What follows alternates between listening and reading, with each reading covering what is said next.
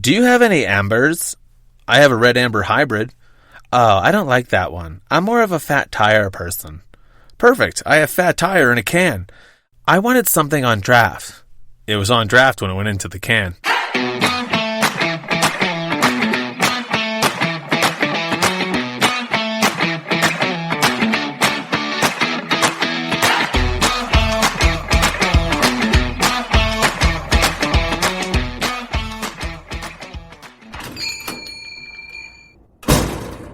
What can I get you? Drunk? Welcome to episode 31 of Behind Bars, Cocktails, and Wasted Nights. I'm your host, Greg. I've been working as a bartender for over 20 years, and over those years, I've seen a lot. My goal here is to share some of those high and low lights with you. Quick warning, this podcast contains sex, drugs, and some language that isn't suitable for anyone under 21 years of age, so you gotta have some ID. Before we get into this episode, I gotta give a shout out to one of my new favorite podcasts. Some of you folks know I'm a huge true crime fan, and I literally binge listen to all of them. But there's one I recently discovered that really stands out. It's called Boston Confidential, Beantown's True Crime. It's hosted by Barry McGuire, a real-life private investigator, so obviously the research is on point. What's truly great about this podcast is that you won't hear the cases you've already heard a million times on the other true crime pods. This is original New England shit.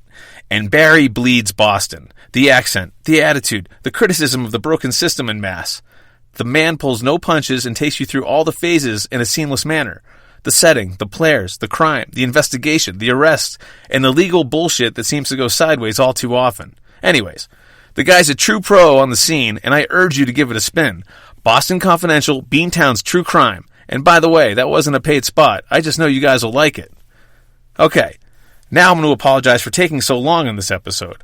I was traveling, actually saw the Fox in LA, which may turn into an episode, and with COVID restrictions easing, I've been behind the stick a lot more. So, after the break, I couldn't figure out what the next episode should be. Then Buck got a wild hair to interview me. I figured, what the hell, maybe it'll work, maybe it won't. Honestly, I couldn't think of anything he could ask me that I hadn't already told you guys, but we gave it a shot. I guess I'll just have to let you decide if it worked or not. Quick aside, we attempted this on Buck's birthday, and I'm sure you can imagine how that first try went. Huge fail, for obvious reasons. I'll post some gems in the outtakes for you, so stay tuned. Okay, before we get started, you'll need a drink. For this one, we're going to do Buck's favorite cocktail we serve at work, the bananas and bourbon. It's a super unique cocktail invented by the former bar manager Snap, who you've met in a previous episode. Okay, chill a champagne coupe with ice water. In a mixing tin filled with ice, add 3/4 of an ounce of lemon juice, 1/4 simple syrup, and 2 long dashes of Angostura bitters. Pour in 1 ounce of Basil Hayden's, 1/2 ounce of Benedictine, and 1/2 ounce of Bananas de Brazil. Shake the ever-living shit out of it and strain into your coupe. Garnish with a lemon wheel and get your swerve on. And if you don't have any of that shit lying around, down a shot of tequila and inhale a rail. We're going to get this party started. Without further ado, here's Buck asking me shit. I hope you all like it. Hi, everyone. Welcome to Behind Bars, Cocktails, and Wasted Nights. I am going to be your host this evening, interviewing actually Mr. Greg Studley. My name is Buck. I'm sure a few of you have listened to a couple of my episodes. And there's just been some interest in Greg and where he's from, kind of the background that he comes from, and that type of thing. So we're going to go ahead and kind of switch and turn the tables and interview Greg. So welcome, Greg. Hey, thanks. Yeah, guys, Buck wanted to interview me because he's like, oh, I wanted to let the audience know, stuff about you. I'm like, I've pretty much told them everything. Well, it was some of the dirty things for sure. Well, yeah, and that's the thing. This whole podcast, I set out to, tell stories, and I'm like, don't make it all about sex and drinking. But then I realized, every single time something interesting happens, it has to do with drinking and sex. And drugs, possibly. Yeah, exactly.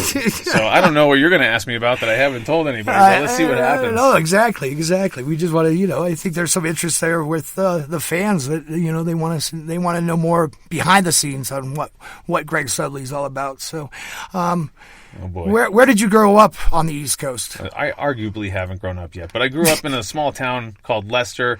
It's about 40 minutes to an hour, depending on how fast you drive outside of Boston. Wow, outside of Boston. So, being from the East Coast, Boston. How did you lose your accent? I trained myself very early. Like when I was 10 years old, I've always been like hyper aware of myself. It's kind of paralyzing. Can't do anything. But I remember watching the news, and there was this fire that broke out in the city of Worcester, which is the shitty city to the east of Leicester. It's like I'm not going to say. I was going to say the New Jersey of Massachusetts. Well, I just said it anyway, so there it is. And it was a firefighter. He's like, yeah, we had a 3-alarmer at Duddy Ford off Route 9. No one was harmed in the conflagration. And I was like, oh my God, do I sound like that? So I started like talking. I'm 10 years old, and I'm like, hamburger, mother, Saturday. And my mom's like, you ready for supper? I'm like, yeah, what are we going to have for supper, mother? Why are you talking weird? You sound retarded. Oh my gosh, really? Yeah. Really? And and then the college I went to, they make you take 2 semesters of voice and articulation so you lose your accent. Where did you start your college again? Emerson College. Okay. All right. First I went to Quinsigamond Community College in Worcester. They call it Harvard on the Hill. Harvard on the Hill. Yeah, it's tough to get in there. All you need is a pen. Oh my gosh.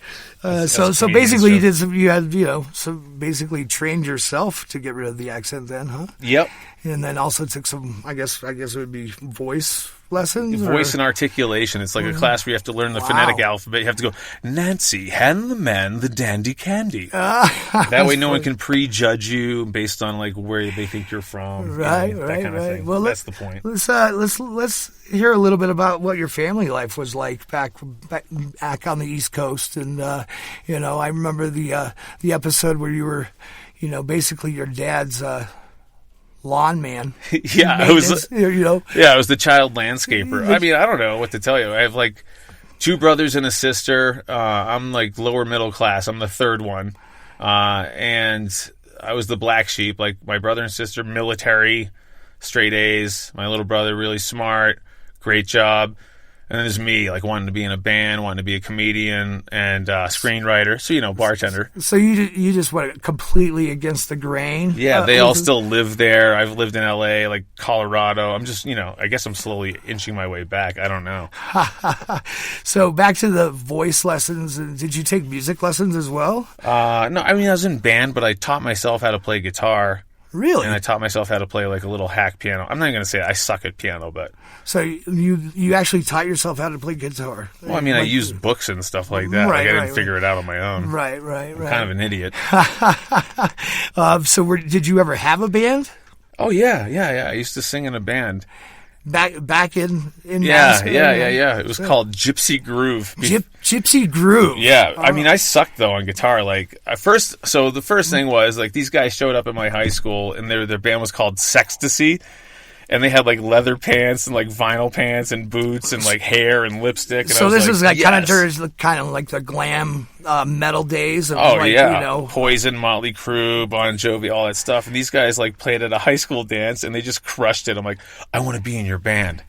And so they like let me be in the band. And like we did a show and I was so bad. Like while we were rocking out, the lead guitar player came up and whispered in my ear, he's like, turn your fucking guitar down. You're hitting all the wrong chords. I was like, okay. So I just acted like I basically like air guitared and lip synced. You know what I mean? Oh my gosh. So wait. So you were kind of rhythm guitar and you were still missing everything? Oh, 100%. Yeah. So how long was Gypsy Groove together? I'd say like about 3 or 4 years. Yeah. Wow. Do you still talk to the guys still? Or? Yeah, we're trying to get the band back together. I'm trying to go home and organize everything. Do a couple shows? Yeah, I want to do like a Facebook Live thing. It was funny because I just went home recently. And we tried to get together, but we couldn't get everybody's schedule squared away.